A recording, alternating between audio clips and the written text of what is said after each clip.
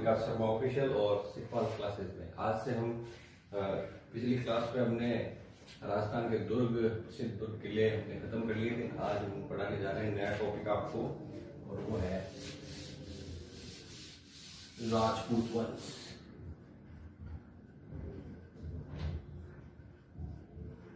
इसमें पहला लेंगे हम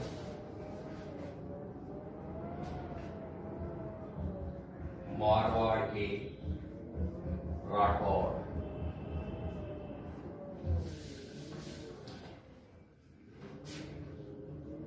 सूर्यवंशी हिंदू थे भाई।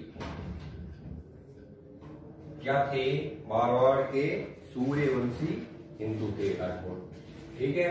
मारवाड़ को पहले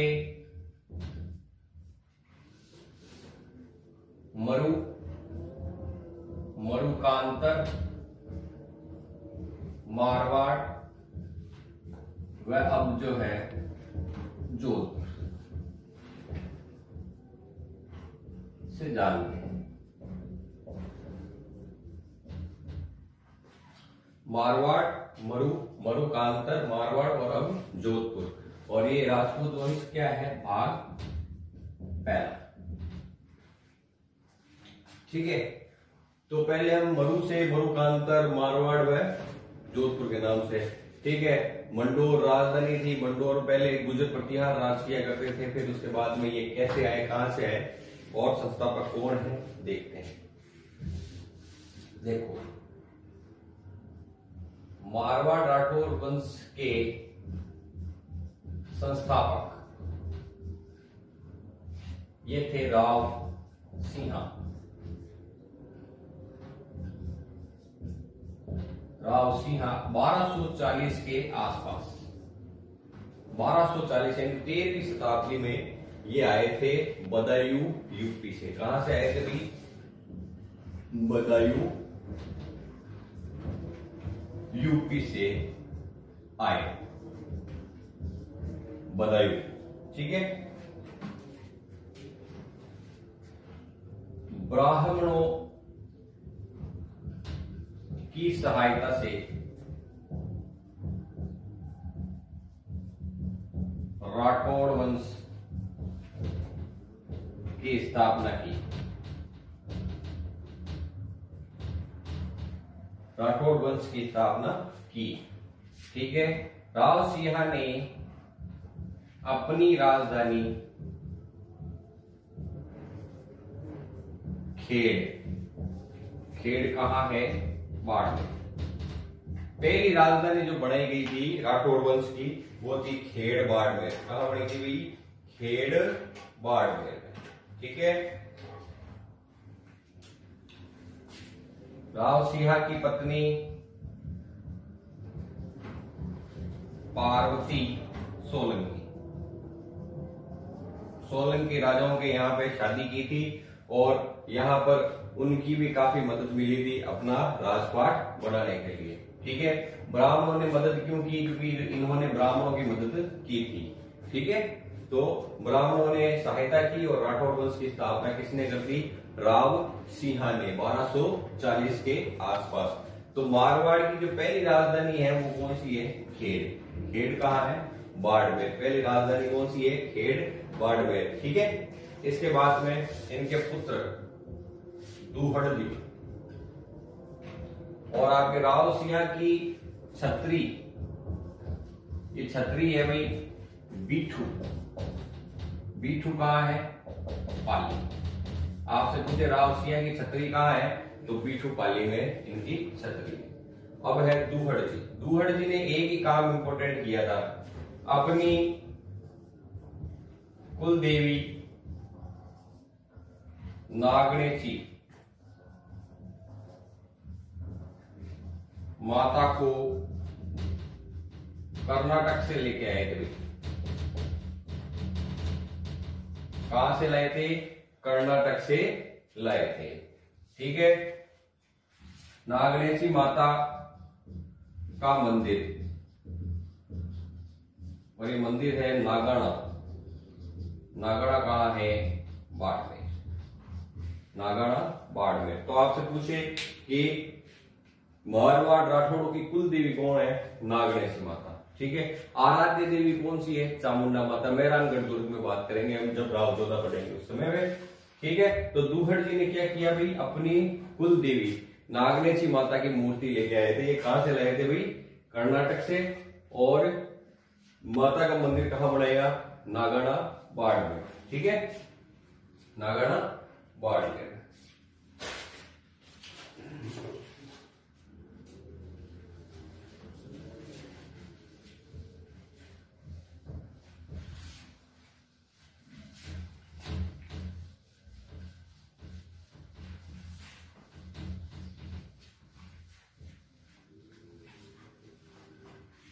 आप लोगों को मैं राठौड़ों की और चौहानों की, आपके गुहिल वंश की, इनके सबकी उत्पत्ति के बारे में जितने भी प्रमाणित प्रमाण हैं वो सब एक साथ एक ही वीडियो में कराऊंगा। ठीक है। अभी मैं इसके बारे में चर्चा नहीं करूंगा, आगे चलते हैं हम। तीसरे जो शासक बने थे वो है आपके मल्लीनाथ जी।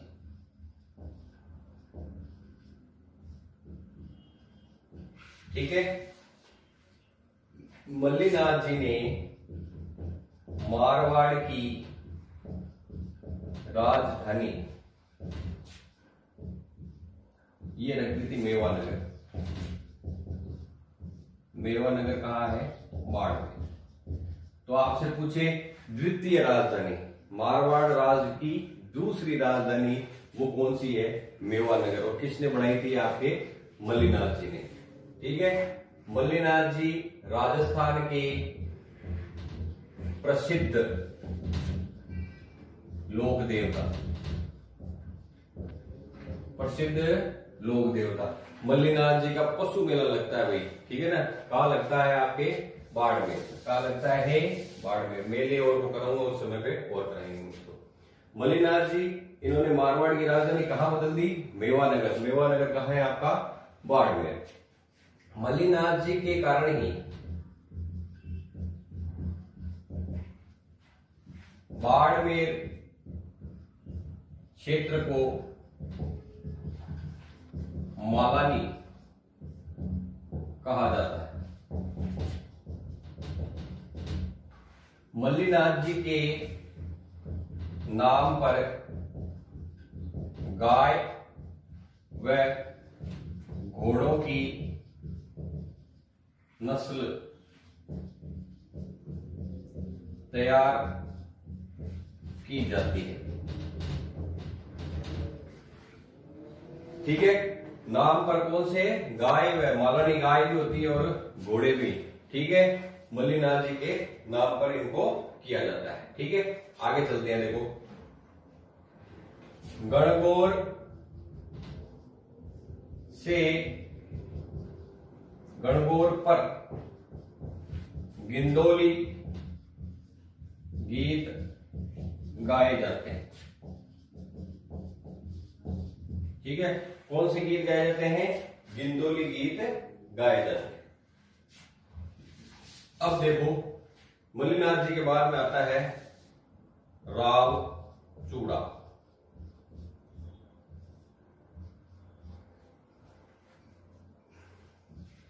प्रतिहार इंदा शाखा के राजा ने अपनी पुत्री की शादी चूड़ा से की। राव चूड़ा को मंडोर दहेज में दिया। दहेज किसमें? दहेज में क्या मिला इनको? मंडोर। इनको क्या मिला? दहेज में। तो राव चूड़ा ने मारवाड़ की राजधानी मंडोर बना दी। कितनी राजधानी पढ़ ली हमने? 3। ठीक है। सबसे पहले थी खेड़ बाड़मेर, फिर उसके बाद में मेवानगर बाड़मेर, और अब इसके बाद में मंडोर जोधपुर। मंडोर को राजधानी बनाया था राव चूड़ा ने। ठीक है, एक बार देखते हैं मल्लिनाथ जी, इंपोर्टेंट है, सवाल आते हैं इनसे। मारवाड़ की राजधानी बनाई मेवाड़नगर, बाड़मेर, तीसरे शासक थे ये, राजस्थान के प्रसिद्ध लोक देवता भी हुए ये। ठीक है, इनके कारण बाड़मेर क्षेत्र को क्या कहते हैं, मालानी क्षेत्र कहा जाता है, और इनके नाम पर गाय व घोड़ों की नस्ल तैयार की जाती है। ठीक है, गणगौर पर गिंदोली गीत गाए जाते हैं, 15 दिन तक इनका क्या है, मेला चलता है होली के अगले दिन से।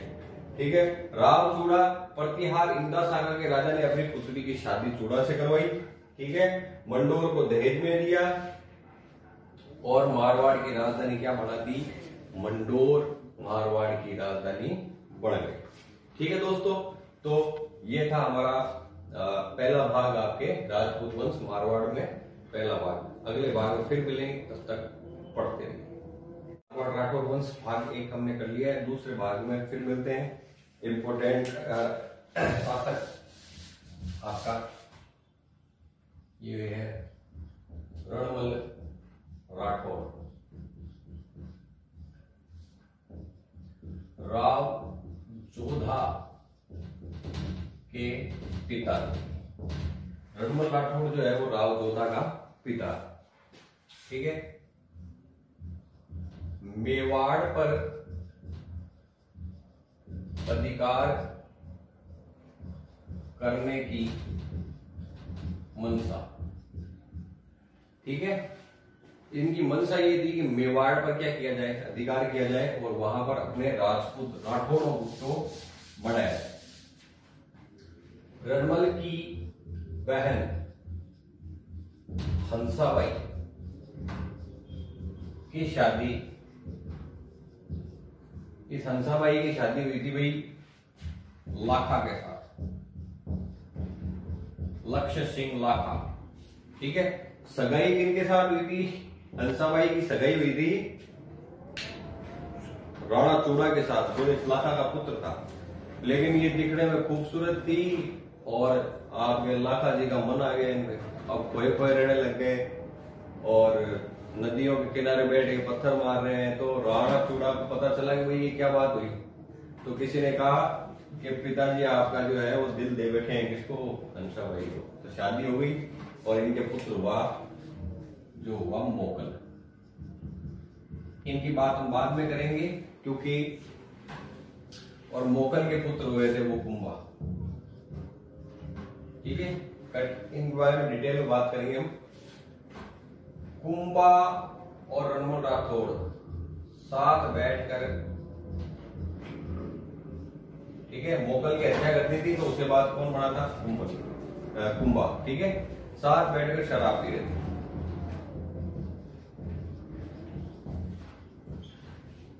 ठीक है, साथ बैठकर क्या पी रहे हैं, शराब पी रहे। ठीक है, रणमल राठौड़ की दासी भारमली, कौन है, भारमली। रणमल राठौड़ कहता है भारमली को कि भारमली जहर दे दे, किसको, कुंभा को। रणमल राठौड़ हो गया था बूढ़ा, कुंभा था जवान। भारमली गर्लफ्रेंड किसकी थी, रणमल राठौड़ की। ठीक है, लेकिन प्यार किससे करती थी, कुंभा से। तो कुंभा ने कहा रे भारमली जहर दे दे। देखो पहले तो कि कौन कह रहा है, रणमल राठौड़ कह रहा है भारमली को कि जहर दे दे, किसको, कुंभा को। भारमली कुंभा को जहर नहीं देती, क्योंकि ये मन ही मन प्यार करने लग गई थी, किससे, कुंभा से। तो कुंभा ने कहा भारमली जहर दे दे, किसको, रणमल राठौड़ को, और दे दिया। ठीक है, भारमली ने जहर दे दिया किसको, रणमल राठौड़ को। तो रणमल राठौड़ की मृत्यु हो गई। रणमल राठौड़ जी की क्या हो गई यहाँ पर, मृत्यु। और जैसे मृत्यु होती है, राव जोधा यहां से भागकर कहां पहुंचता है, मंडोर। ठीक है, इसके बारे में हम डिटेल में चर्चा और करेंगे, मेवाड़ पढ़ेंगे उस समय। ठीक है, रणमल राठौड़ की मृत्यु होते ही राव जोधा मंडोर पहुंचा।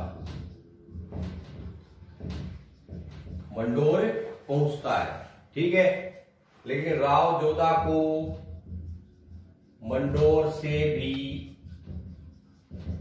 कुंभा भगा देता है,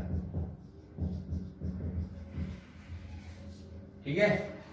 अभी इतनी बड़ी दुश्मनी क्यों हो रही है? देखो, मोगल मरा ना, मोगल के मरते क्या हुआ, रणमल राठौड़ ने मेवाड़ में बड़े बड़े पदों पर आपके राठौड़ वंश के राजाओं को, राठौड़ वंश के युवाओं को वहां पर क्या है बढ़ाने लगा। तो ये सब चीज कौन देख रहा था? कुंभा। तो जब कुंभा शासक बना था उसके सामने दो समस्याएं थी। एक तो अपने पिता की हत्या का जो है बदला लेना, ठीक है, और दूसरा था आपके इस रणमल के बढ़ते हुए कदमों को रोकना, ठीक है। तो इसने रोक दिया और यहां से मारवाड़ मंडोर से भी क्या किया, इसको भगा दिया। राव जोधा व कुंभा के बीच आवल बावल की संधि, और ये कराई इस आवल बावल संधि को क्या कहते हैं? बडेरों की संधि। बडेरों की संधि भी भागता भागता जैसलमेर पहुंच गया। जैसलमेर से अपनी बुआ को कहा रहा है कि भाई तू कुंभारी दादी लागे, ठीक है, मारी बुआ लागे, तो कोई न कोई सेटिंग बिठा जिन्हों कही है और जंजाल खत्म हुआ, हमारा भागनो वागनो बंद हुए। तो बडेरों की संधि इसीलिए कहते हैं कि आवड़ बावड़ की जो संधि है कुंभा और अपने आपके जोधा के बीच में करवाई थी, वो करवाई थी हंसावली थी। बडेरों की संधि इसीलिए कहते हैं, ठीक है। आवड़ बावड़ की संधि यानी जहां जहां आम वह है मेवाड़ और जहां जहां बावड़िया है वह है अपना मारवाड़, ठीक है। तो ये संधि हो गई। संधि होते ही दोनों के क्षेत्र अलग अलग हो गए। तब राव जोधा ने 1459 में मेहरानगढ़ दुर्ग बनवाया। मेहरानगढ़ दुर्ग बनवाया 1459 में, ठीक है। मेहरानगढ़ दुर्ग की नींव, ये नींव दी थी भाई करणी माता ने। नींव का पत्थर जो है वो करणी माता ने, ठीक है। इन्हें रिद्धि बाई भी कहते हैं, रिद्धि बाई, बचपन का नाम है रिद्धू बाई, ठीक है। और दाढ़ी वाली देवी, चूहों की देवी, ठीक है, ये करणी माता, उन्होंने नींव का तो यहां पर क्या दिया भाई? पत्थर दिया 1459 में। और जो है इसके बाद में राव जोधा के पुत्र राव बीका ने बीकानेर बसाया,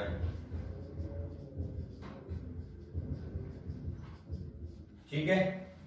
1459 में मेहरानगढ़ बसाया और मेहरानगढ़ दुर्ग की नींव रखी आपके करणी माता रितुबाई ने। तो ये थी सेकंड भाग में हमने जो बात की, ठीक है। रणमल राठौड़ जो है आपके जोधा का पिताजी है, इसकी मृत्यु हुई। मृत्यु होते ही राव जोधा मंडोर पहुंचा। मंडोर पहुंचते ही कुंभा ने वहां से भी भगा दिया और कुंभा के बीच में आवड़ बावड़ की संधि हुई थी, बडेरों की संधि जिसे कहते हैं हंसा भाई ने बैठ के करवाई थी 1459 में। मेहरानगढ़ 12 मई 1459 दुर्ग बनवाया और दुर्ग की नींव जो है करणी माता यानी रिद्धुबाई ने दी थी, ठीक है। इनके पुत्र था, पांचवा पुत्र राव बीका, उसने बीकानेर बसाया। ये बीकानेर में बात करेंगे कब बसाना शुरू किया, कितने साल लगे, कौन सी जाति ने सहायता की, ठीक है। बीकानेर के राठौड़ पटेल, ठीक है। तो ये आपका दूसरा भाग। अगले भाग में फिर मिलेंगे, तब तक के लिए पढ़ते रहिए। तो तीसरे में हम फिर मिलते हैं राजा के साथ में। राजा का नाम है राव गंगा या गंगा, ठीक है। मारवाड़ का सबसे आलसी राजा, ठीक है। मारवाड़ का नशेड़ी राजा, नशे में धुत रहता और कोई भी एक बोतल ला दे देवे नहीं तो कहला वो फरगनो थारो, बस जमीन थारी, एक बोतल में आज लाल जमीन थारी। ठीक है, ऐसे करते करते इसने मारवाड़ का क्या कर दिया, संकुचन कर दिया। ठीक है, और राव गंगा ने गंग श्याम मंदिर बनवाया,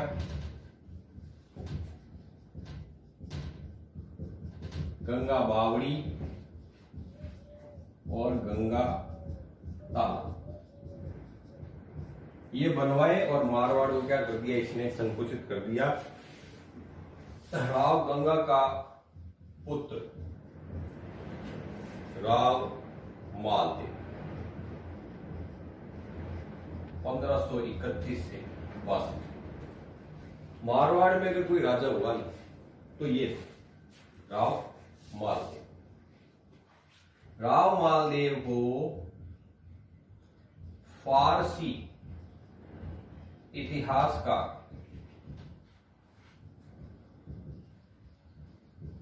हसमत वाला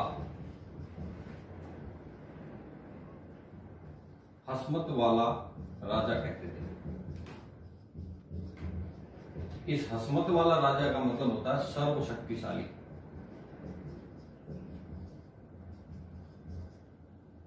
सर्वशक्तिशाली यानी मारवाड़ में अगर कोई राजा हुआ तो वो था आपके राव मालदेव। फारसी इतिहासकार क्या कहते हैं इसे, हसमत वाला राजा यानी शक्तिशाली राजा। एक बार की बात है कि राव गंगा जी बैठे थे कहां पर,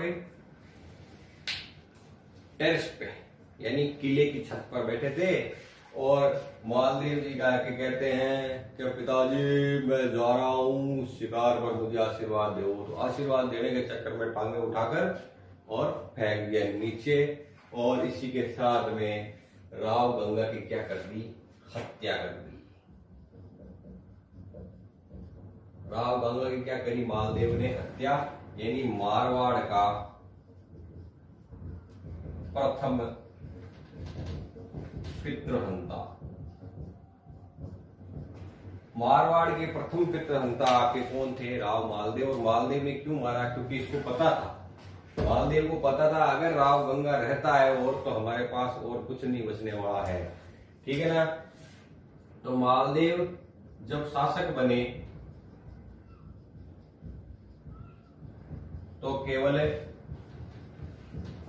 2 फरगने थे इसके पास, एक तो आपके मेहरानगढ़ और दूसरा सोजत।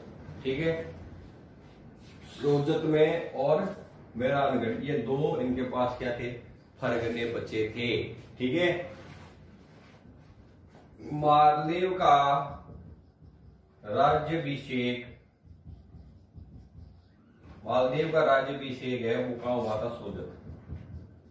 कहां हुआ था भी, सोजत में। मालदेव का राज्याभिषेक कहां हुआ, सोजत में। और जब ये शासक बने तो इनके पास 2 फरगने थे और मालदेव के जीवन के अंतिम पड़ाव तक 52 फरगने हो गए थे, सॉरी 58 फरगने। कितने फरगने हो गए थे, 58 फरगने हो गए थे। और मालदेव को 52 युद्धों का विजेता कहते हैं।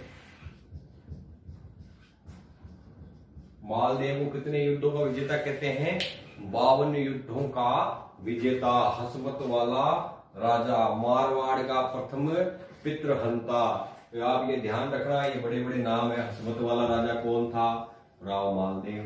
पितृहंता, प्रथम पितृहंता कौन है, मारवाड़ का मालदेव। और 52 युद्धों का विजेता कौन है, राव मालदेव। कौन है भाई, राव मालदेव। ठीक है, और इनकी पत्नी थी, इनकी पत्नी का नाम है रूठी रानी। रूठी रानी, वास्तविक नाम था इसका उमा देवी। ठीक है। जैसलमेर के लूणकर्ण की पुत्री थी ये उमादे। कौन की भाई? उमादे राव लूणकर्ण की, जैसलमेर के रावण लूणकर्ण की पुत्री थी। ठीक है दोस्तों, अब आगे पढ़ते हैं इसको। ये इंपॉर्टेंट है, राव मालदेव।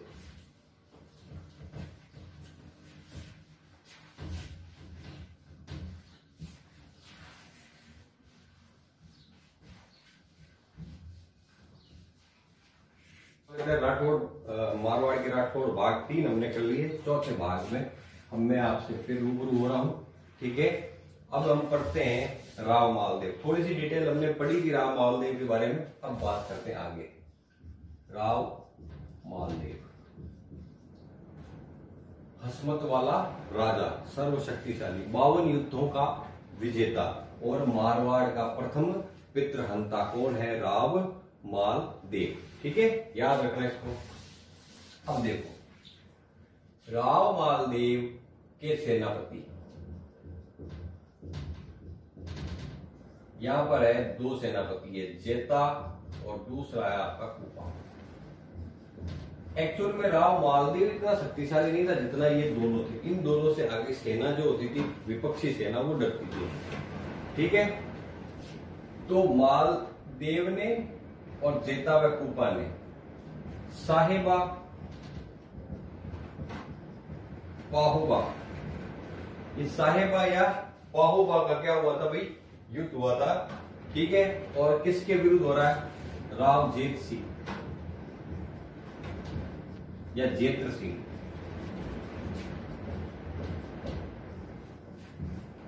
1541-42 में ये युद्ध होता है।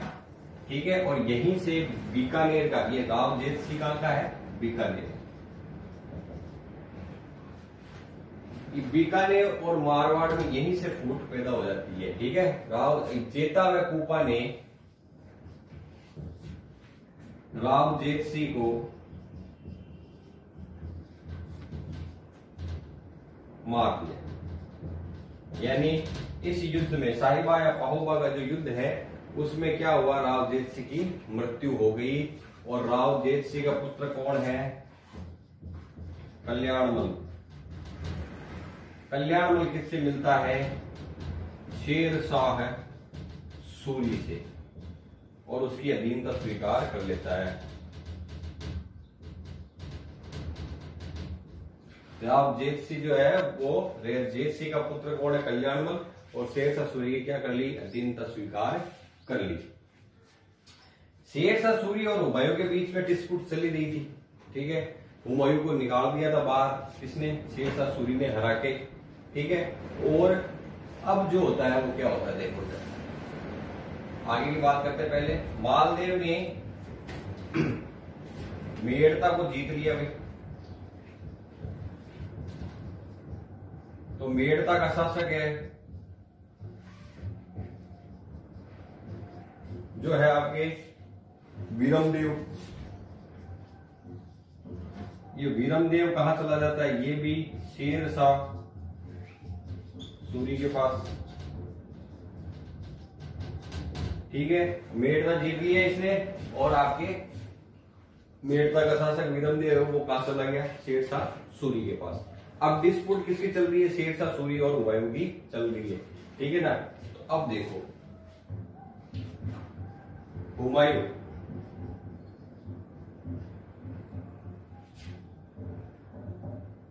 राव मालदेव के पास आता है।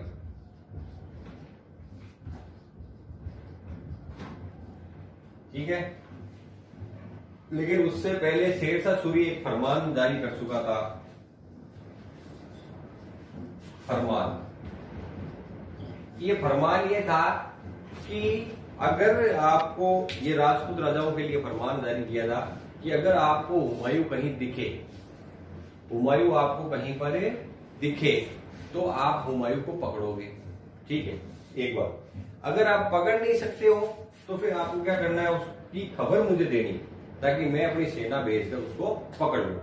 ठीक है, लेकिन हुमायूं जो है, हुमायूं के 3 सेनापति, हुमायूं के 3 सेनापति, असंघा, अतंग खा, ठीक है। पहला सेनापति है अतंग खा, फिर है दूसरा रायमल सोनी, ठीक है। और तीसरा है आपका मीर समन, तीसरा है आपका मीर समन। ये तीनों सेनापति जो है ये किससे मिलते हैं? मालदेव से।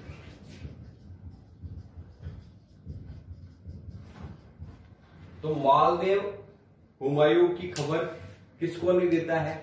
शेरशाह सूरी को, कि भाई शेरशाह सूरी हुमायूं जो है मेरे पास आया हुआ है या यहीं कहीं ठहरा हुआ है, ये खबर नहीं देता है, ठीक है। और क्या होता है, मालदेव हुमायूं को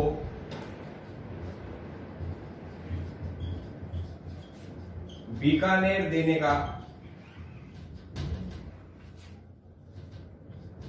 वादा कर देता है। क्या देने का? बीकानेर देने का वादा करता है। लेकिन हुमायूं जो है वो इस पर विश्वास नहीं करता। इतना कि छोटा सा राजा है, अपने को शेरशाह सूरी से क्या बचाएगा। और अपने मुल्ला सुर्ख, इसका पुस्तकालय अध्यक्ष होता है हुमायूं का मुल्ला सुर्ख, उसके कहने पर ये सिंध चला जाता है। कहां चला जाता है? सिंध में। अब हुमायूं जो है वो मालदेव के पास आया था, ठीक है। इसकी खबर किसको पड़ जाती है? कल्याणमल को। और कल्याणमल शेरशाह को जाकर बोलता है, अरे साहब हुमायूं आयो, किरकन आया, ध्यान है, मालदेव ने, ठीक है। और उसने आपको क्या नहीं दिया? इसकी खबर नहीं दी। तो क्या आपकी तौहीन कर दी इसने? आपकी तो बेइज्जती हो गई। एक छोटा सा राजो वो था की बात भी अवहेलना कर दी। अब तो ये बात सुनकर किसको गुस्सा आएगा? शेरशाह सूरी को गुस्सा आता है। और जब शेरशाह सूरी को गुस्सा आता है तो वो अपनी सेना लेकर चल पड़ता है। देखो क्या होता है।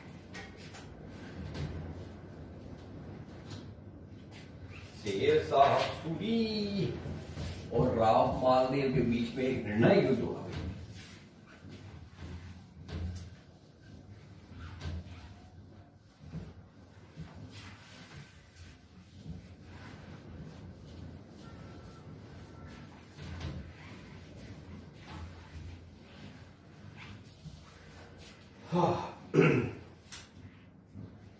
राव मालदेव,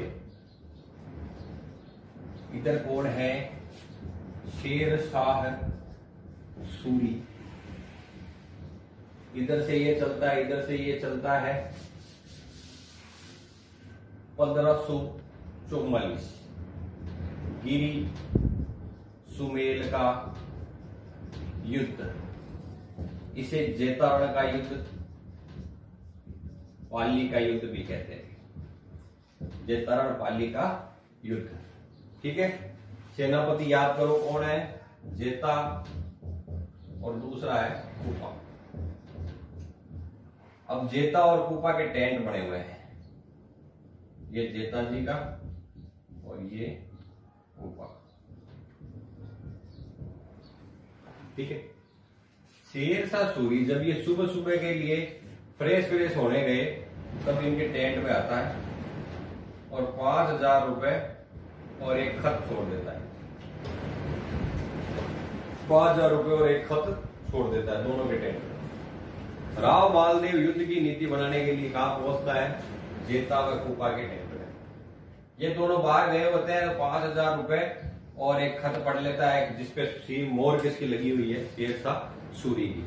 और शेरशाह सूरी उसमें लिखता है कि आप शहंशाह, हम आपकी तरफ से लड़ाई लड़ेंगे और मालदेव को इस युद्ध में मार देंगे। ये बात लिखी हुई होती है। तो भाई साहब इस बात की खबर किसको लग जाती है? मालदेव को। ये कूटनीति चल देता है और इसका शिकार कौन हो जाता है? मालदेव। मालदेव यहां से भाग जाता है। भाग कर कहां पहुंचेगा? संकटकालीन राजधानी शिवाड़ा। कहां पहुंचा? शिवाड़ा, ठीक है। ये दोनों लेटर पढ़ते हैं, यहाँ आकर टेंट में, अरे के भाई साहब ये तो बहुत बड़ी गड़बड़ हो गई। अपनी साख बचाने के लिए ये जबरदस्त लड़ाई लड़ते हैं, शेरशाह सूरी से जबरदस्त लड़ाई लड़ते हैं और इसकी पूरी सेना को क्या कर देते हैं, खत्म कर देते हैं। भाई क्या कर देते हैं, पूरी सेना को खत्म कर देते हैं। जब मालदेव शेरशाह सूरी हारने वाला ही होता है तब क्या है, अजान का वक्त हो जाता है सुबह का, और ये कहता है युद्ध को विश्राम किया जाए, युद्ध को रोक दिया जाए, और अल्लाह से दुआ करता है कि अरे अल्लाह अब तो भाई साहब बचा ले, नहीं तो खत्म है मामला। तो यहां से एक रिजर्व सेना लेकर इसका सेनापति पहुंचता है जलाल खान, ठीक है, एक सेना की टुकड़ी, सेना की टुकड़ी, एक सेना की बड़ी सी टुकड़ी लेके पहुंचता है और अल्लाह सुन लेते हैं इसकी, और ये फिर लड़ने लगता है किससे, जेता व कूपा से। जेता व कूपा लड़ते हुए मारे जाते हैं। गिरी सुमेल का जो युद्ध हुआ था 4 जनवरी 5 जनवरी, ठीक है, 1544। तो लड़ते हुए कौन मारे गए, जेता व कूपा, और ये भागकर मालदेव कहां पहुंच गया, सिवाड़ा, और जलाल खान एक रिजर्व सेना लेके पहुंचता है, जिसके कारण शेरशाह सूरी ये युद्ध जीत जाता है। और शेरशाह सूरी ने ये युद्ध जीत कर कहा, ये याद रखना भाई, एक मुट्ठी बाजरे की खातिर मैं हिंदुस्तान की बादशाहत खो देता,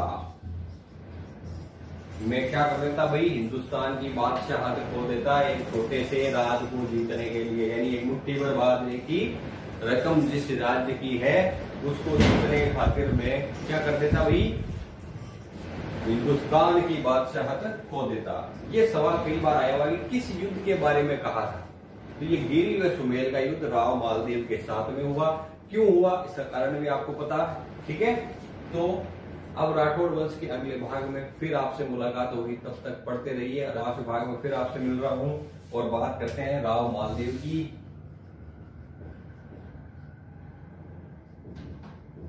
ये सिवाड़ा पहुंच जाते हैं, ठीक है, और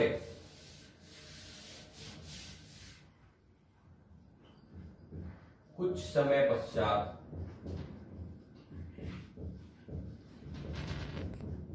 जोधपुर पर पुनः कब्जा कर लेते हुए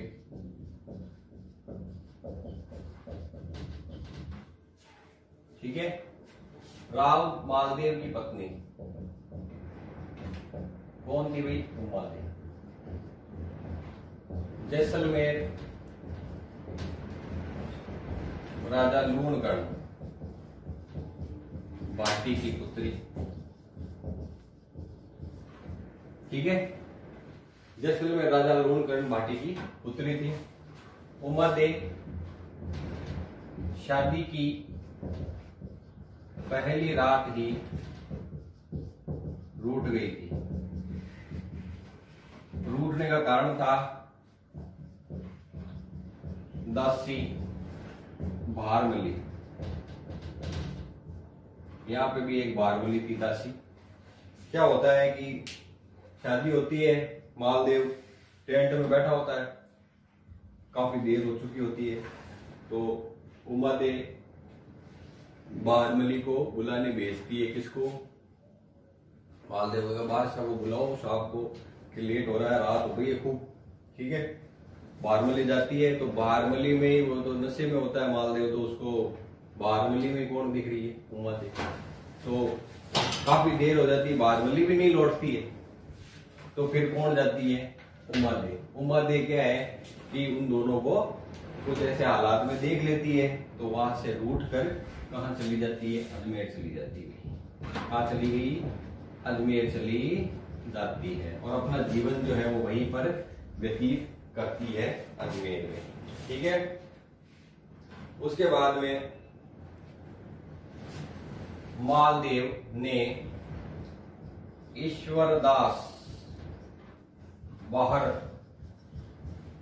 ठीक है, ईश्वरदास बारड जो इसका क्या था भाई, इसका जो है आपके दरबारी कवि होता है, उसको भेजता है बारड को, ईश्वरदास बारड को भेजता है किसको, उमादे को मनाने, उमादे को मनाने। क्यों भेजता है, क्योंकि जब गिरी सुमेल का युद्ध होने वाला होता है तो उससे एक रात पहले वहां पर शेरशाह सूरी रुकता है, तो उमादे को बुलाना जरूरी है वहां से, तो उमादे को बुलाता है, ईश्वरदास बारड को भेजता है वहां पर। ठीक है, ये दोहे सुनाता है और कहता है भाई जो भी गलती हुई माफ करो, राजा जी बहुत शर्मिंदा है, वो है ये फलाना ढींगा करके ये उमादे को ले आता है। ठीक है, अब ईश्वरदास बारड ने क्या क्या लिखा है देखो, हाला जाला की कुड़कलियां, हाला जाला की कुड़कलियां किसने लिखी आपसे पूछे तो वो कौन है, ईश्वरदास बारड। ठीक है, और एक लिखा है देवयान और एक लिखा है इन्होंने हरिरस। ठीक है, अगर इन बारे में पूछे कि ये इनको लिखने वाले कौन है तो ईश्वरदास बारड। ठीक है, उमादे जब आ जाती है तो उमादे के पास बाकी रानियों ने आशा बारड को भेजती है,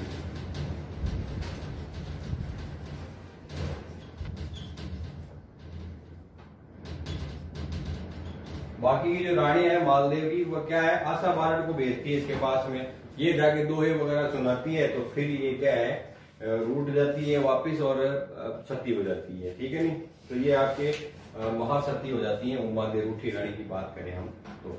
ठीक है, तो ये रूठी रानी इसलिए थी। ठीक है दोस्तों, ये बात आ जाती है यहाँ पर खत्म। ईश्वरदास बारड हाला जाला की कुड़कलियां देवयान और हरिरस के लेखक थे। ठीक है, और मालदेव कुछ समय पश्चात जोधपुर पुनः कब्जा कर लेता है और उमादेव को बुलाने की कोशिश करता है। और जब एक बार शेरशाह सूरी जब जोधपुर जीतता है ना, तो वहां खवास खां को नियुक्त कर देता है। आपसे पूछे कि जोधपुर जीतने के बाद में शेरशाह सूरी किसे वहां का नियुक्त करता है प्रशासक, तो वो होता है खवास खां, ये याद रखना आपको। ठीक है, छोटी सी बात और करते हैं, मालदेव ने कुछ किले बनाए थे तो वो भी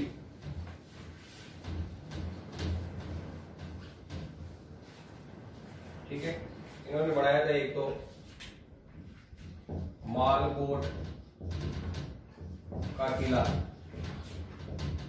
ये है आपके मेड़ता नागौर। दूसरा बनाया था पोखरण का किला जैसलमेर। ठीक है, रिया का किला ये बनाया था नागौर। ठीक है, एक सोजत का किला ये है आपके पाली। इस तरह से आपके राव मालदेव के बारे में पूरी डिटेल मैंने आपको बताई। और बस अब अगले भाग में फिर एक नए राजा के साथ में मिलेंगे। तब तक के लिए पढ़ते रहिए, सुरक्षित रहिए और चैनल को सब्सक्राइब करें, शेयर करें और खूब सारा प्यार देते हैं।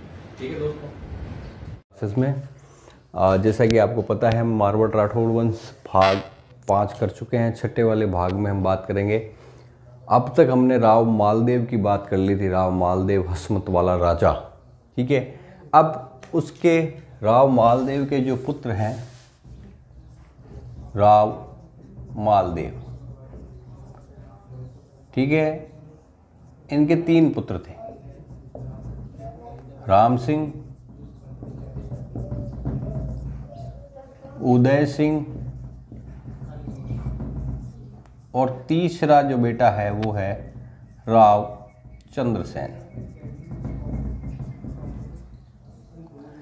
राम सिंह, उदय सिंह और रावचंद्र सेन।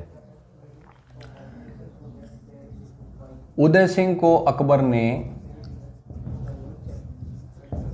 मोटा राजा की उपाधि दी थी भाई, मोटा राजा। ठीक है, मोटा राजा की उपाधि किसने दी थी? उदय सिंह ने। उदय सिंह को मिली थी अकबर के द्वारा। तो अब मालदेव ने जब 1562 की बारी आई, यानी अपने जीवन के अंतिम पड़ाव की बात करें, तब उसने इन दोनों बड़े ज्येष्ठ पुत्रों को जो है राजा नहीं बनाया। ठीक है, अब इन दोनों को राजा नहीं बनाया, और बनाया किसको? रावचंद्र सेन को, क्योंकि इसके अंदर ही एबिलिटी थी राजा बनने की। तो अब सीधी सी बात है, अगर ये दोनों को राजा नहीं बनाया जाएगा तो ये कहाँ जाएंगे भाई? रूठ गए, लड़ झगड़ कर कहाँ चले गए दोनों? अकबर की शरण में, अकबर के पास।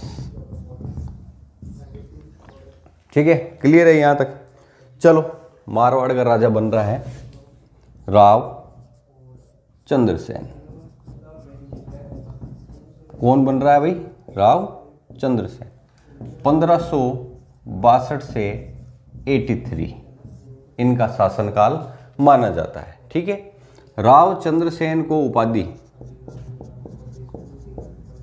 इनके मतलब कि कुछ नाम और प्रचलित हैं, वो क्यों है मैं आपको आगे बताऊंगा। अभी देखिए, रावचंद्र सेन को कहते हैं मारवाड़ का प्रताप। अब ये प्रताप क्यों कहते हैं, अभी आगे बात करेंगे। ठीक है, दूसरा, मारवाड़ का भूला बिसरा राजा, भूला बिसरा राजा। तीसरा, प्रताप का अग्रगामी। और चौथा इनको कहते हैं मारवाड़ का विसम्रत नायक।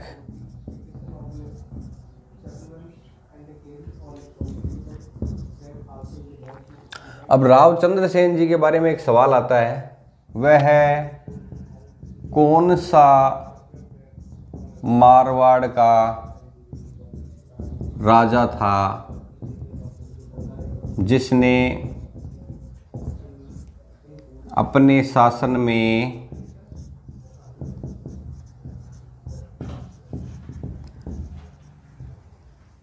महलों, दुर्गों के स्थान पर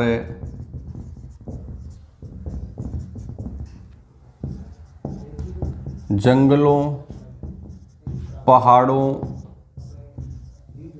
में अधिक समय निकाला। यानी ज़्यादा महत्व जंगलों और पहाड़ों को अपने शासनकाल में दिया। किसने दिया? रावचंद्र सेन ने। अभी इसने क्यों दिया, ऐसा क्या घटनाक्रम हुआ, उसकी चर्चा मैं अभी करता हूं आगे। ठीक है, पहले एक बार देख लेते हैं। मालदेव के 3 पुत्र थे, राम सिंह, उदय सिंह और आपके रावचंद्र सेन। उदय सिंह को अकबर ने मोटा राजा की उपाधि दी थी। ठीक है, रावचंद्र सेन बनता है शासक मालदेव के बाद में 1562 से 83 में। मारवाड़ का इन्हें कहते हैं प्रताप, मारवाड़ का भूला बिसरा राजा। ठीक है, प्रताप का अग्रगामी और मारवाड़ का विसम्रत नायक। वह कौन सा मारवाड़ का राजा था जिसने अपने शासन में महलों, दुर्गों के स्थान पर जंगलों और पहाड़ों में अधिक समय व्यतीत किया था, अधिक समय निकाला था? तो वो थे आपके रावचंद्र सेन। ठीक है, देखो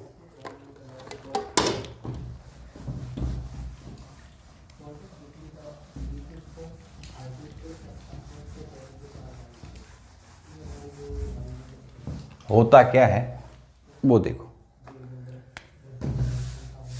अकबर 1570 नवंबर 1570 में नागौर दरबार आयोजित करता है। ये नागौर दरबार लगाता है और नागौर दरबार में कौन कौन जाता है देखो। इस नागौर दरबार में पहला नंबर जाता है आपके बीकानेर का कल्याणमल। ये पहुंच गया भाई सबसे पहले इसने किसकी अधीनता स्वीकार की थी? शेरशाह सूरी की। ठीक है, और अब जब अकबर बन गया है उधर का राजा, तो बीकानेर का कल्याणमल सबसे पहले पहुंच गया नागौर दरबार में और अपनी पगड़ी रख दी गई, लो साहब थे ही हमारा माई बाप हो। ठीक है ना, तो ये कल्याणमल पहुंच गया। दूसरा जाता है जैसलमेर का हरराय सिंह, ये लो साहब ये भी पहुंच गया, पगड़ी रख दी गई, बस थे ही हो हमारा माई। तीसरा है आपके हाड़ौती का सर्जन हाडा, ये सर्जन हाडा पहुंच गया और ये भी क्या कर रहा है वहां जाके अपनी पगड़ी रख दी। इसके बाद में देखो चौथे नंबर पे जाता है आपका मारवाड़ से, और मारवाड़ से कौन है? राव चंद्रसेन। राव चंद्रसेन जाता है वहां पर और अपने भाइयों को वहां पे देखता है। किनको? दो भाई हैं इसके, पहला नंबर राम सिंह और दूसरा वहां कौन बैठा है? उदय सिंह। राम सिंह और उदय सिंह वहां बैठे हैं, अकबर से अच्छी तरह से बातें चीतें कर रहे हैं। तो अब राव चंद्रसेन वहां देखता है और देखते ही समझ जाता है कि ये अपने विरोधी हैं। तो चंद्रसेन वहां पर अकबर से बिना मिले ही लौट जाता है, यानी अधीनता स्वीकार नहीं करता। ये सवाल आया हुआ है कि कौन कौन गए थे। पहले तो ये देखो, इन चारों का नाम याद रखो। मारवाड़ से कौन गए थे? ये तीनों ही गए थे, लेकिन अधीनता स्वीकार नहीं की थी चंद्रसेन ने। बाकी इन तीनों ने अधीनता स्वीकार कर ली थी नागौर दरबार में। ठीक है, अकबर से बिना मिले आया और बिना मिले लौट आया, तो अकबर की यहाँ पर क्या हो गई? बेइज्जती हो गई, अकबर का अपमान हो गया कि भाई इतना छोटा सा राजा है जो मेरा अपमान करके चला गया। वहाँ देखे जाके सब पगड़ी रख रहे हैं, थे हमारा माता पिता हो। नहीं, चंद्रसेन ने कहा कि मैं तेरी अधीनता स्वीकार नहीं करूँगा। यानी अकबर की एक तो अधीनता स्वीकार नहीं की थी मेवाड़ के महाराणा प्रताप ने, और उससे पहले किसने नहीं की थी? चंद्रसेन ने। इसलिए इसे क्या कहते हैं? मारवाड़ का प्रताप, प्रताप का अग्रगामी, यानी प्रताप से पहले ये था चंद्रसेन। इसने क्या किया था कि इसने जाकर क्या किया वहाँ पर दरबार में? मैं नहीं करूँगा तेरी अधीनता स्वीकार। इसलिए राव चंद्रसेन को मारवाड़ का प्रताप कहते हैं। अब बात करते हैं कि इसे भूला बिसरा राजा क्यों कहते हैं। जैसे ही अकबर की बेइज्जती करके अपमान करके निकलेगा, अकबर सेना भेजेगा कि नहीं भेजेगा? अकबर ने सेना भेजी। ठीक है, सेना भेजी किसके पीछे? राव चंद्रसेन ने। तो ये क्या, सारण की पहाड़ी चला गया, जालोर। तो अब आजीवन वो वहीं पहाड़ियों में घूमता रहा, इधर उधर तो भटकता रहा, यानी मारवाड़ को भूल गया। मारवाड़ को भूल गया, इसका मतलब इसे क्या कहा गया? मारवाड़ का भूला बिसरा राजा। ठीक है, तो मारवाड़ का प्रताप क्यों कहा गया, समझ में आ गया। उसके बाद में मारवाड़ का आपके विसम्रत नायक इसे क्यों कहते हैं? क्योंकि इसने बहुत ज़्यादा स्ट्रगल किया। इसके पास सैनिक सहायता भी नहीं थी, खाने पीने की चीज़ें भी नहीं थी, मतलब इसने बहुत ज़्यादा स्ट्रगल किया, इसलिए इसको विसम्रत नायक भी कहते हैं। समझ गए आप लोग। तो यहाँ पर बात हुई नागौर दरबार की। अब नागौर दरबार जब लगाया अकबर ने, तो यहाँ पर एक चीज़ बनाई थी, शुक्र तालाब। कई बार पूछ लेते हैं शुक्र तालाब कहाँ है? नागौर में। किसने बनाया था? नवंबर 1570 में किसने? अकबर ने ही ये बनाया था। अब आपके नागौर दरबार का मेन लगाने का कारण, नागौर दरबार लगाने का कारण, अब नागौर दरबार लगाने का कारण जो था वो देखो। पहला तो कूटनीति से राजपूत शासकों को अधीनता स्वीकार करवा लेनी।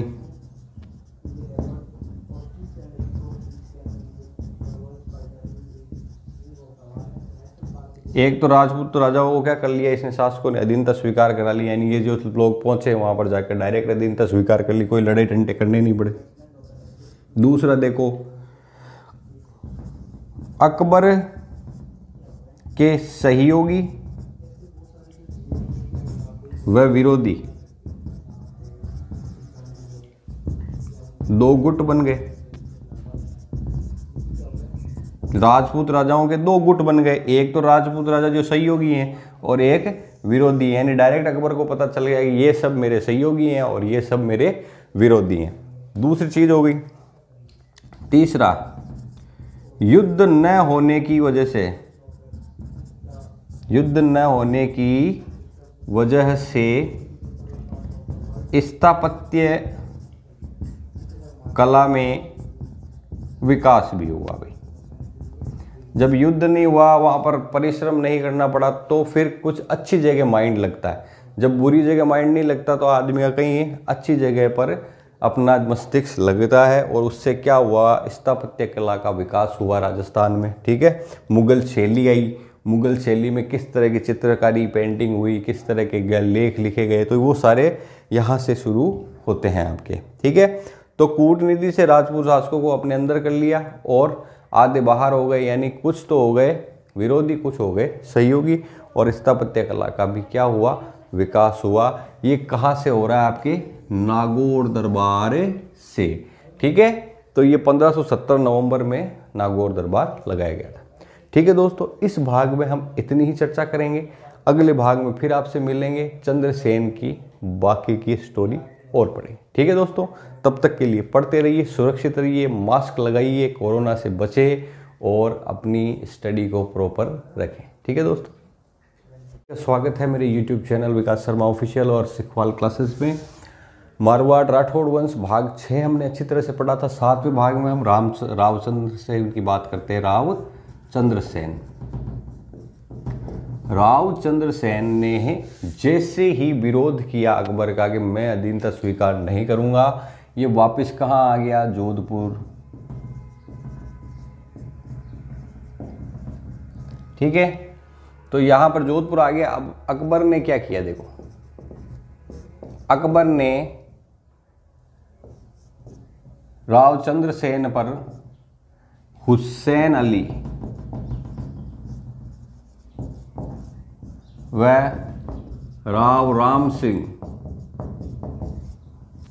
के साथ आक्रमण किया।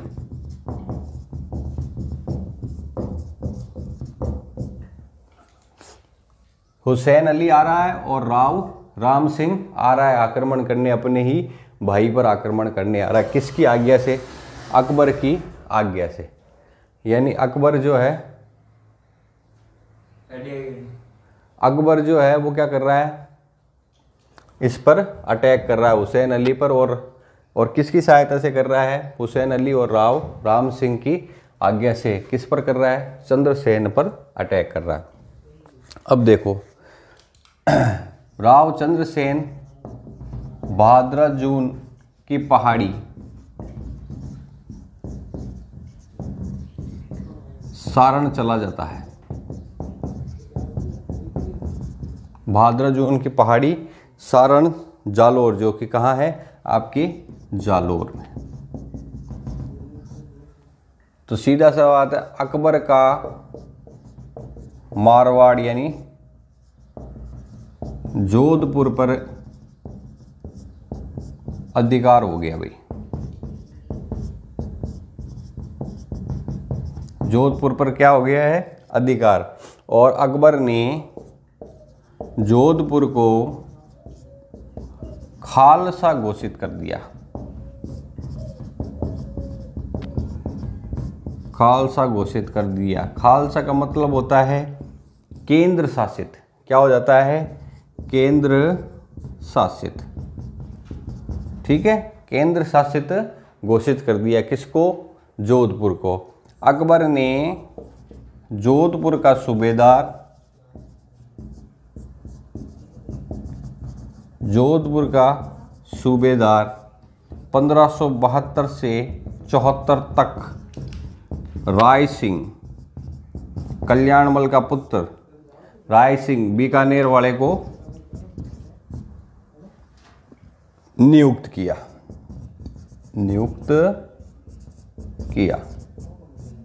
ठीक है। जोधपुर का सूबेदार कौन बन रहा है? 1572 से 74 तक राय सिंह को बनाया। ठीक है। फिर राय सिंह ने ही सलाह दी कि क्यों न मोटा राजा उदय सिंह को क्या बनाया जाए, अगला शासक बनाया जाए। ये आपकी अधीनता स्वीकार करने के लिए भी तैयार है। ठीक है। तो अब आपके अगला शासक बन रहा है यहाँ पर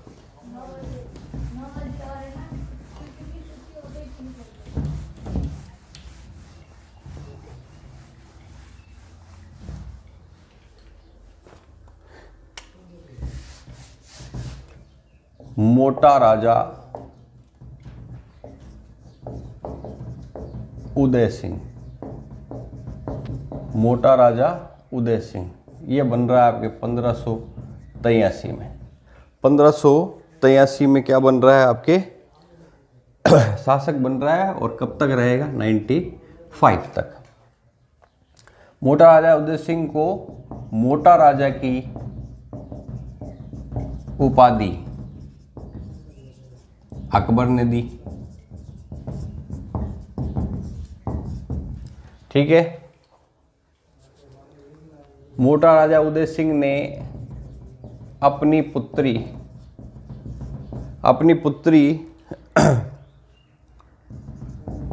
जगत गोसाई मानवती का विवाह करवाया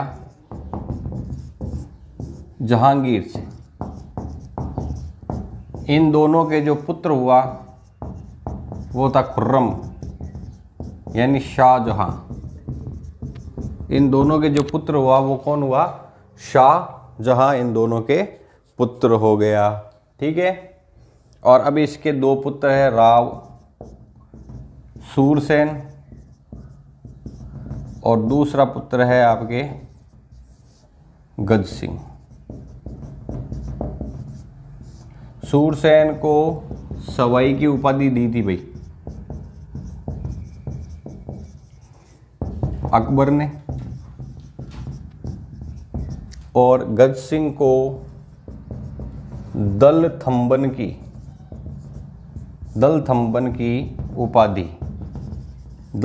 की उपाधि दी थी आपके जहांगीर ने। और दल थंबन की उपाधि का मतलब होता है समूह को रोक कर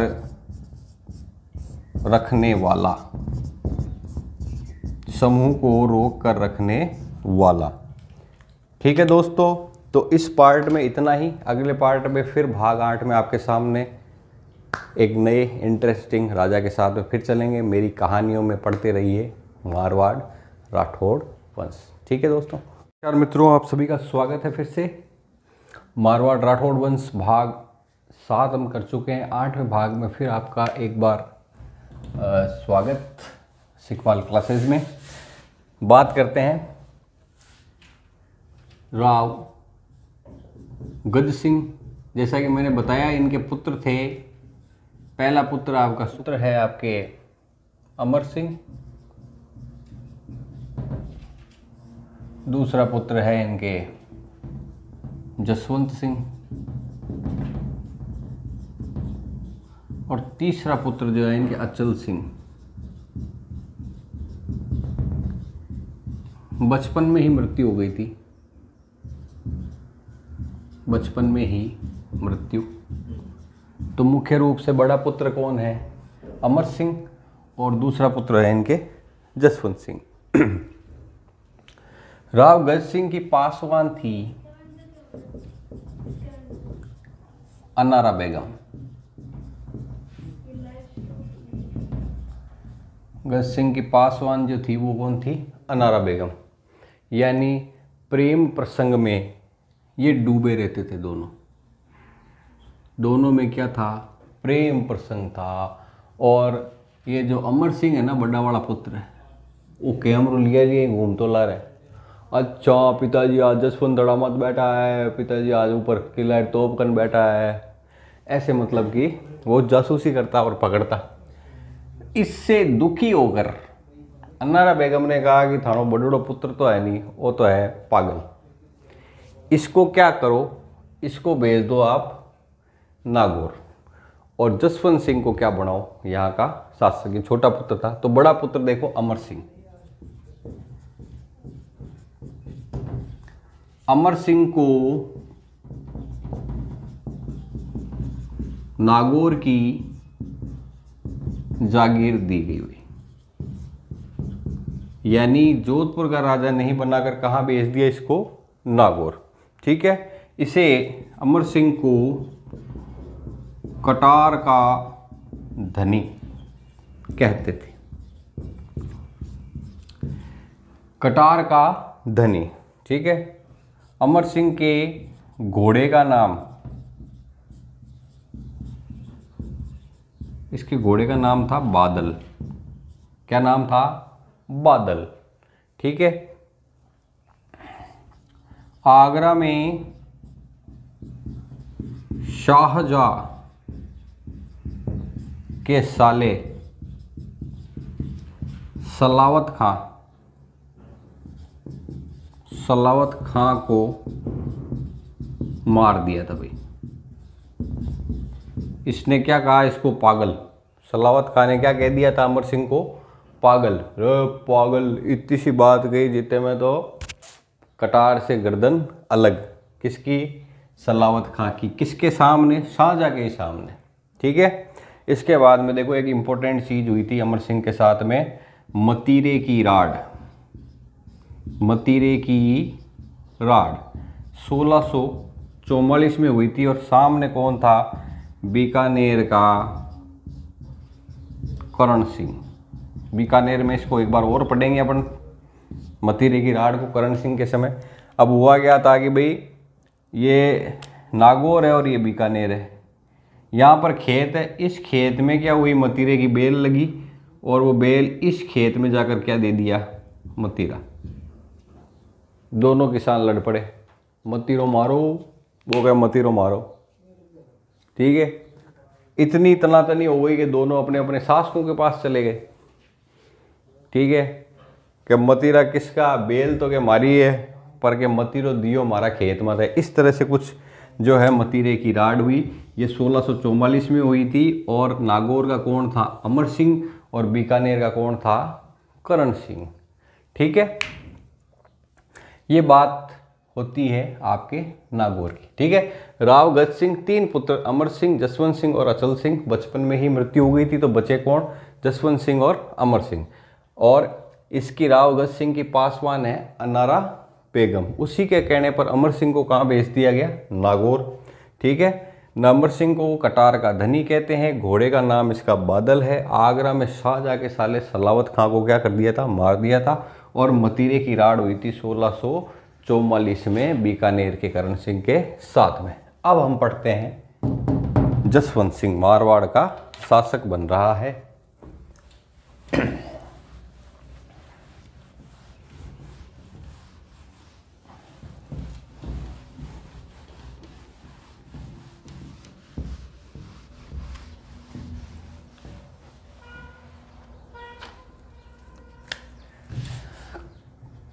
जसवंत सिंह।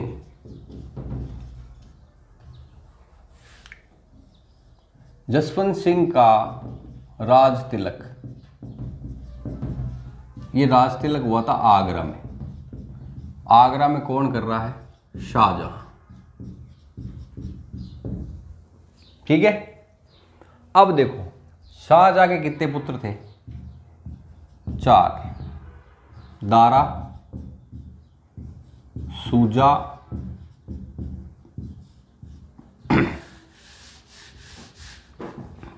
मुराद, और आपके नंबर 4 पर है औरंगजेब।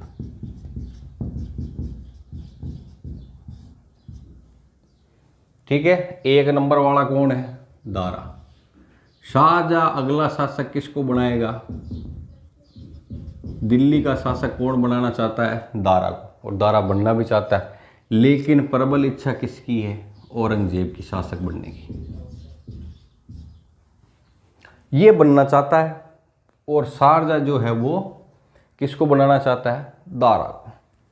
ठीक है भाई, युद्ध होता है और युद्ध में शारजा का साथ देता है जसवंत सिंह। मारवाड़ से जसवंत सिंह किसका साथ देगा? शारजा का साथ देगा। शारजा किसका साथ देगा? आपके दारा का। ठीक है, तो यहां पर युद्ध होता है 1658 में, दरमत का युद्ध। कौन सा युद्ध हो रहा है? दरमत का। दारा शिकोह और शाहजहां और ये जसवंत सिंह की एक टीम, और इधर कौन है? औरंगजेब। इस दरमत के युद्ध में औरंगजेब की जीत होती भाई। जैसे ही औरंगजेब जीतेगा, शाहजहां को तो पकड़ के डाल दिया जेल में, ये भक्के आ गया वापस कहाँ पर? मारवाड़। और दारा भागता है अजमेर। और 1659 में एक युद्ध होता है दोराई का। दोराई का युद्ध होता है। दोराई का युद्ध हो रहा है किसके? दारा शिकोह और औरंगजेब के मध्य।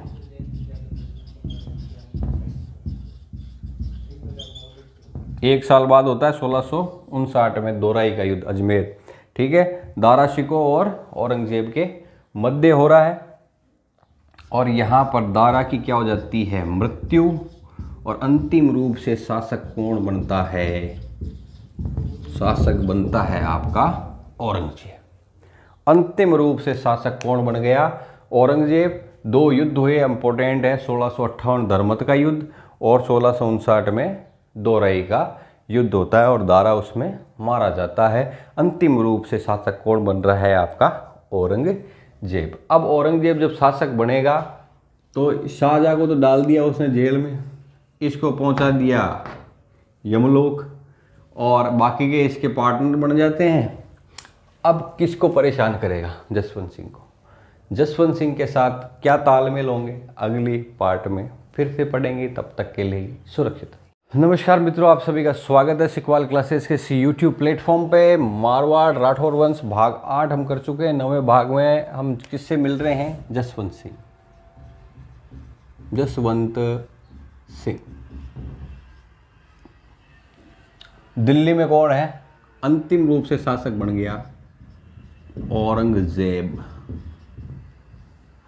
अब सीधी सी बात है दोस्तों कि औरंगजेब चाहे तो डायरेक्ट युद्ध कर सकता है जसवंत सिंह से, क्योंकि ये विपक्ष में था। लेकिन ये इसे बुलाता है, दिल्ली बुलाता है, कह रहे श्रीमान, सेवा में श्रीमान पधारो। कहाँ पर है?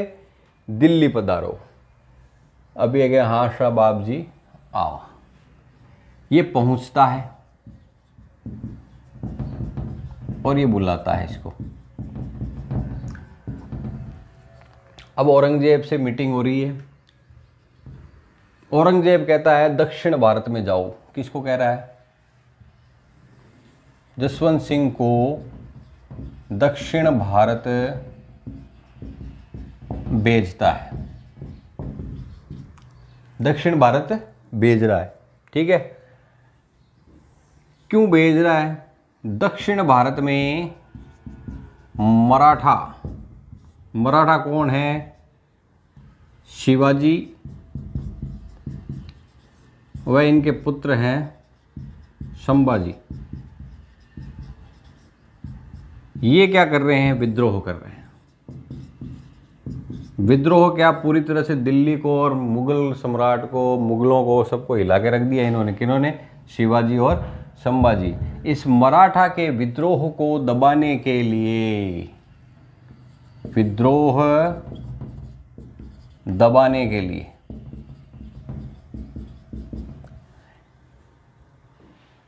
औरंगजेब भेज रहा है दक्षिण भारत में। किसको भेज रहा है? जसवंत सिंह को, कि जाओ और मराठाओं का क्या दबाओ? विद्रोह दबाओ। पहुंचता है और डरता डराता वहाँ से क्या हो जाता है कि भाई विद्रोह को दबाने में असफल हो जाता है। भाई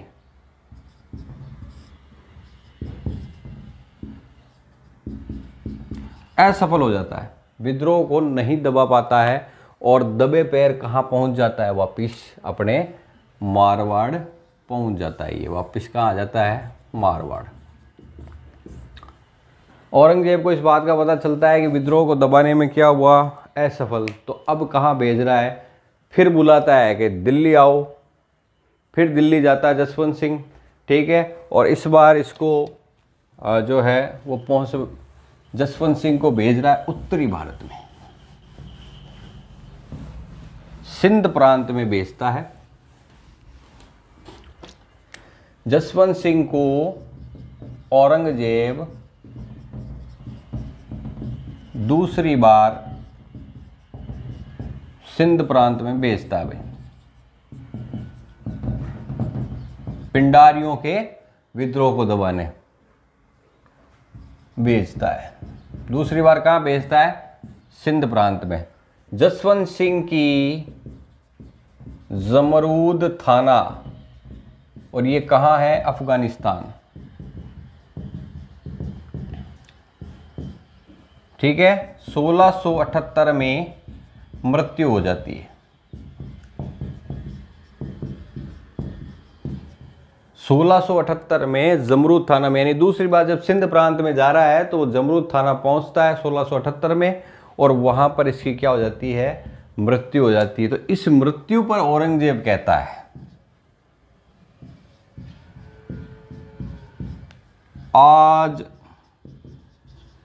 कुफर का दरवाजा टूट गया, आज कुफर का दरवाजा टूट गया, मेरा धर्म विरोधी मारा गया।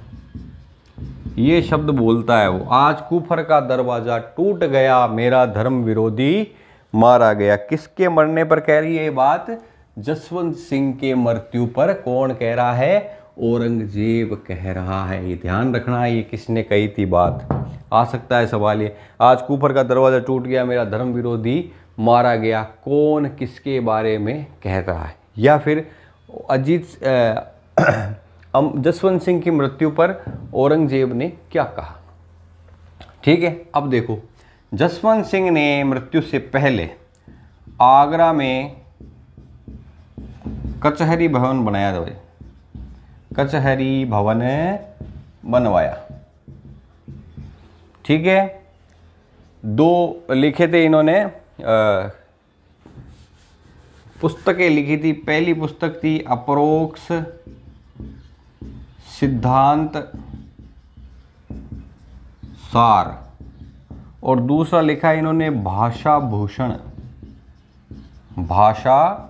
भूषण, ठीक है। इनकी पत्नी है जसवंत दे हाडा। राई का बाग लगाया था भाई, राई का बाग लगाया जोधपुर में। क्या लगाया था भाई, राई का बाग लगाया था। और ये वही हैं जिन्होंने जब ये धर्मत के युद्ध से लौटा था ना भाग के, तब इन्होंने जसवंत दे हाडा ने जसवंत सिंह के लिए किले के द्वार नहीं खोले थे कि भाई तू बाहर ही रहे, हारे हुए का यहाँ पर काम नहीं है, ठीक है ना। तो ये जसवंत दे हाडा इनकी पत्नी थी। क्या थी भाई, पत्नी।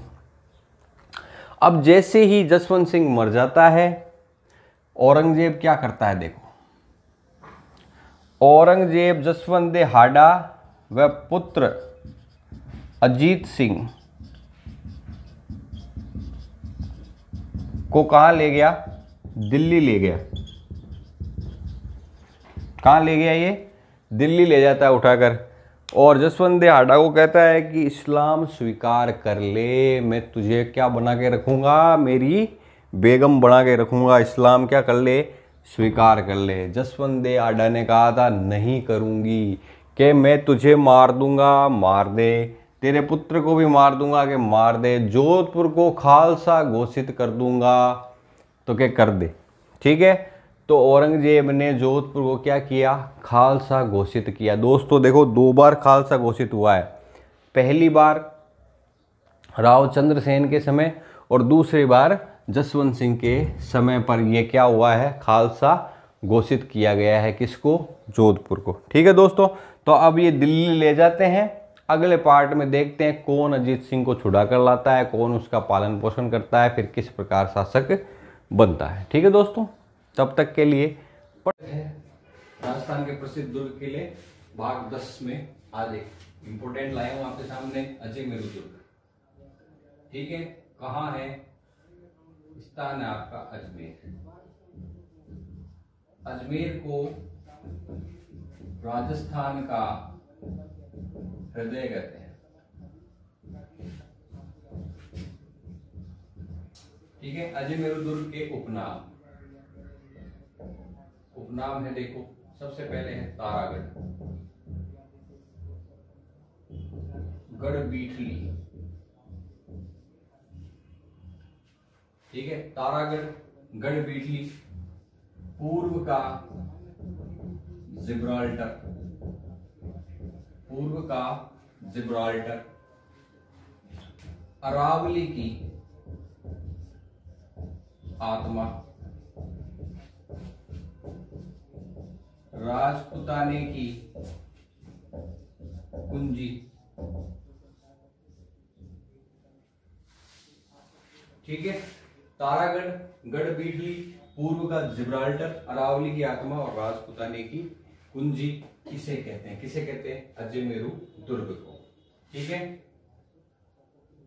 तारागढ़ इसका नाम रखा था पृथ्वीराज सिसोदिया ने, जो मेवाड़ का राजकुमार था। उसे उड़ना राजकुमार या तेज धावक कहते थे। कहते हैं कि अपनी पत्नी तारा के नाम पर इसने क्या रखा था? इसका तारागढ़ नाम रखा। यह सवाल आया हुआ है, प्राचीन समय में अजमेरू दुर्ग को क्या कहते थे? ठीक है, आरपीएससी फर्स्ट ग्रेड में सवाल आया था, उसका आंसर था गढ़बीठली। ठीक है दोस्तों, तो ये है इसके उपनाम। अब देखो आप निर्माता, चौहानों का चक्र विजेता। चक्र विजेता कौन था चौहानों का? वो थे अजय राज। अजय राज को कहते हैं चक्र विजेता। चौहानों का चक्र विजेता कौन है? अजय राज। अजय राज इसका निर्माता है। इसका अजमेरू दुर्ग का। देखो, रूठी रानी ने अपना जीवन यही गुजारा था। रूठी रानी जो है हमारे मारवाड़ के, जोधपुर के शासक कौन थे? हसमत वाला राजा। ठीक है, हसमत वाला राजा किसे कहते हैं? कौन था भाई मारवाड़ का हसमत वाला राजा? ठीक है, तो मारवाड़ का जो हसमत वाला राजा है वो फारसी इतिहासकारों ने, ठीक है, किसे? फारसी इतिहासकारों ने हसमत वाला राजा कहा था मालदेव को। राव गंगा का पुत्र मालदेव, उसको क्या कहा था? हसमत वाला राजा। उनकी पत्नी थी ये रूठी रानी। ठीक है, सुहाग रात की ये रूठ के कहां आ गई थी? अजमेरू दुर्ग। ठीक है, फिर देखो गिरी और सुमेल का युद्ध हुआ था भाई 1544 में। इस गिरी सुमेल युद्ध से एक दिन पहले इसी दुर्ग में कौन छुपा था? इस गिरी सुमेल के युद्ध से एक दिन पहले शेर शाह सूरी, शेर शाह सूरी यहां रुका था। ठीक है, और अजमेरू दुर्ग में शरण ली थी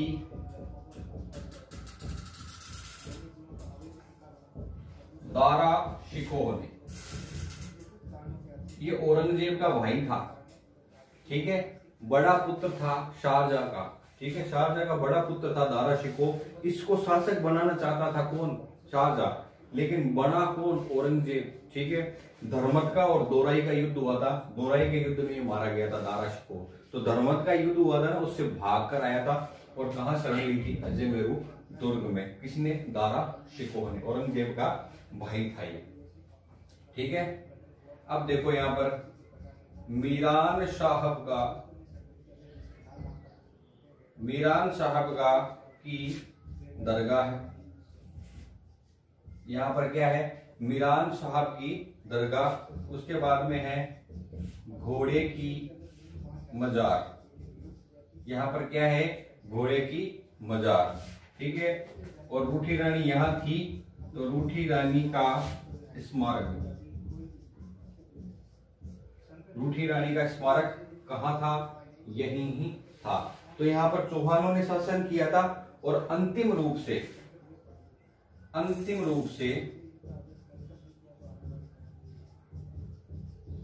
यहां मराठों का शासन रहा। किनका शासन रहा था? मराठों का शासन रहा था अंतिम रूप से यहां पर। ठीक है दोस्तों, एक बार फटाफट रिपीट कर लेते हैं। अजमेर को राजस्थान में क्या कहते हैं? हृदय कहते हैं। ठीक है। उपनाम है तारागढ़, गढ़, पूर्व का जिब्राल्टर, अरावली की आत्मा, राजपूतानों की कुंजी। निर्माता है चौहानों का चक्र विजेता। चक्र विजेता कहते हैं अजयराज को। ठीक है। रूठी रानी ने अपना जीवन यही गुजारा था। रूठी रानी आ गई थी रूठ पे। ठीक है। गिरी सुमेर 1544 में जो युद्ध हुआ था, उस युद्ध से एक दिन पहले शेरशाह यही रुका हुआ था। ठीक है। यहाँ पर शरण ली थी दारा शिकोह ने। औरंगजेब का भाई था, बड़ा भाई। लेकिन औरंगजेब और इसके बीच में क्या हुआ था? सिंहासन के लिए युद्ध हुए थे। मीरान साहब की दरगाह है यहाँ पर, घोड़े की मजार है, रूठी रानी का एक स्मारक है। अंतिम रूप से यहाँ पर मराठों का शासन रहा था। मतलब सब खत्म होने के बाद कौन रहे थे? यहाँ पर मराठा रहे थे दोस्तों। तो राजस्थान के प्रसिद्ध दुर्ग किलों में 10वें भाग में आपको अजमेर दुर्ग करवा दिया। अगले भाग में फिर मिलूंगा, तब तक पढ़ते। प्रसिद्ध दुर्ग में किले भाग 11 में आज एक और इंपोर्टेंट लाइन आपके सामने, तारागढ़। ठीक है। तारागढ़ देखो, आपके अजमेर का नाम भी तारागढ़ है, लेकिन यहां पर किसकी बात हो रही है? तारागढ़ की, जो कहां है? बूंदी का तारागढ़ दुर्ग, ये बूंदी में अवस्थित है। ठीक है। इसे तिलिस्मी किला भी कहते हैं। तिलिस्मी किला। ठीक है। निर्माता है इसके राव बरसिंह।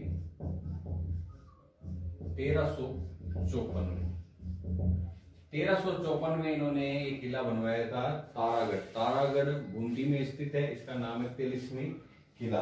कौन सा किला है भाई? तिलिस्मी किला। इसके बाद में देखो यहां पर क्या क्या है। दहिया तालाब, रानी जी की बावड़ी, नौलखा बाग, और आपके क्या है? केसर बाग। दहिया तालाब, रानी जी की बावड़ी, नौलखा बाग। पूछे आपसे कहाँ है? केसर बाग। ये कहां पर स्थित है? तो आपके तारागढ़ बूंदी में। ठीक है। इसके बाद में देखो यहां पर एक तोप है जिसका नाम है गर्भ गुंजन तोप। कौन सी तोप है भाई? गर्भ गुंजन तोप। कहते हैं कि गर्भ गुंजन तोप कहां अवस्थित है? तो वो है आपके तारागढ़ दुर्ग में। ठीक है। तारागढ़ दुर्ग के बारे में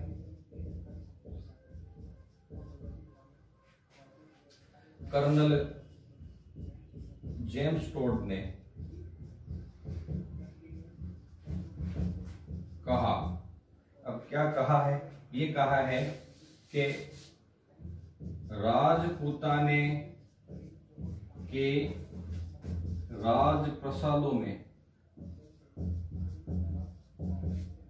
राजप्रसादों में बूंदी का तारागढ़ के किले का, तारागढ़ का किला सर्वश्रेष्ठ सौंदर्य युक्त है।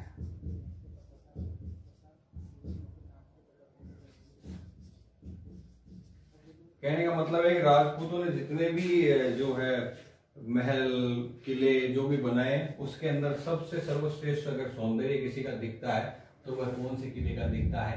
तारागढ़ किले का। एक बार रिपीट करते हैं फटाफट। देखो तारागढ़ कहाँ है? बूंदी। इस किले का नाम है तिलिस्मी किला। राव बरसी ने 1354 में इसका निर्माण करवाया था। दहिया तालाब है यहाँ पर, रानी जी की बावड़ी है, नौलखा बाग है, केसर बाग भी यही है। गर्भ गुंजन तो कहाँ पर है? आपके तारागढ़ दुर्ग में। इसके बारे में कर्नल जेम्स टोड ने कहा राजपूतों के राजप्रसादों में, राजप्रसाद मतलब समझिए जितनी भी कलाकारी करवाई है महलों की वगैरह की, उसमें सबसे ज्यादा सर्वश्रेष्ठ सौंदर्य युक्त कौन सा किला है? आपका बूंदी का तारागढ़ किला। ठीक है दोस्तों, तो भटनेर दुर्ग,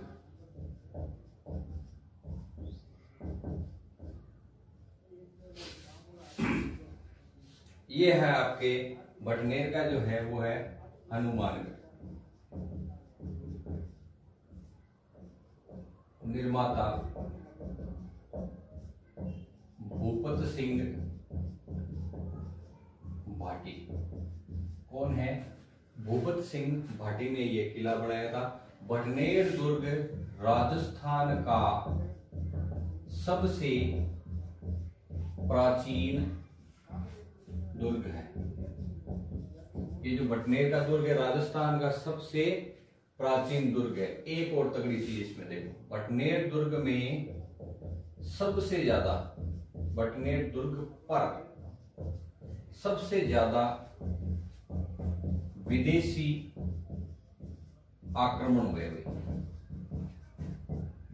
सबसे ज्यादा विदेशी आक्रमण किस किले पर हुए हैं? आपके भटनेर दुर्ग पर। भटनेर दुर्ग में राव जेत्र सिंह की छतरी, ठीक है, राव जेत्र सिंह की छतरी कहां पर है? भटनेर दुर्ग में। राजस्थान का एकमात्र दुर्ग जहां पर हिंदू महिलाओं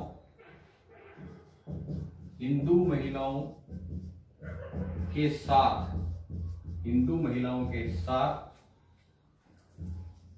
मुस्लिम महिलाओं ने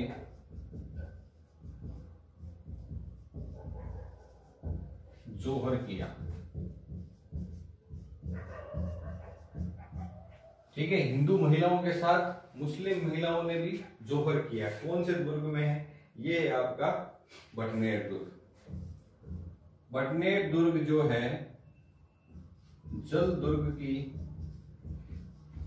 श्रेणी में आता है।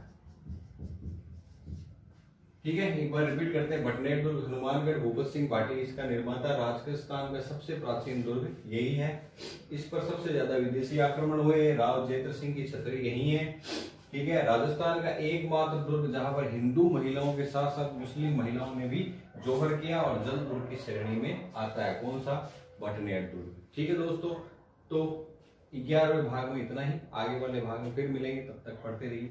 नमस्कार मित्रों, आप सभी का हार्दिक स्वागत है सिखवाल क्लासेस के इस YouTube प्लेटफॉर्म पे। राजस्थान के प्रसिद्ध दुर्ग व किले भाग 11 हो चुके हैं। 12वें किले में मैं आपके सामने लाया हूं लोहागढ़।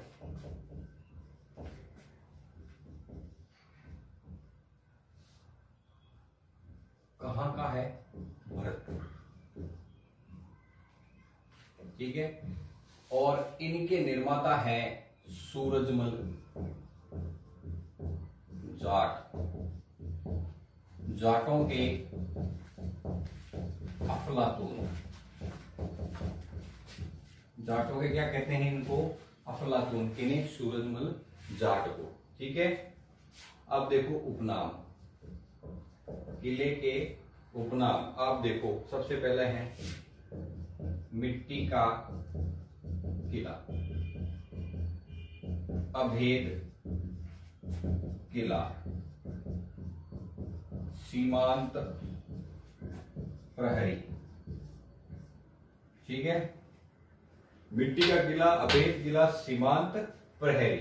ठीक है, और अगर बात करें हम तो ये है विजयगढ़,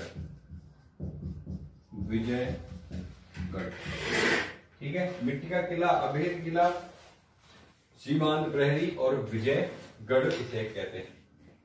यहां पर है जवाहर भुज। ठीक है, दादी की मजार।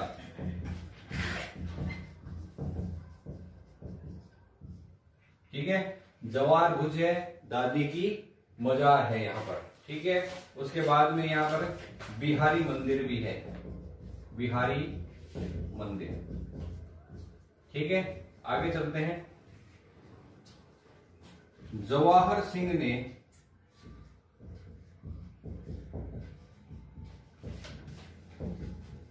दिल्ली के लाल किले से अष्टधातु के दरवाजे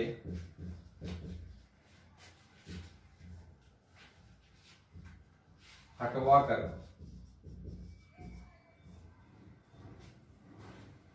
यहां लगवाए थे।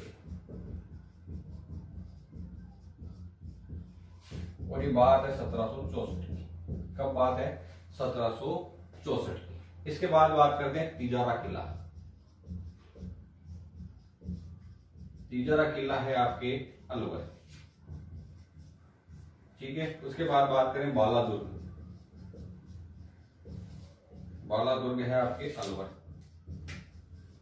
उसके बाद में लास्ट है आपके भानगढ़ का किला।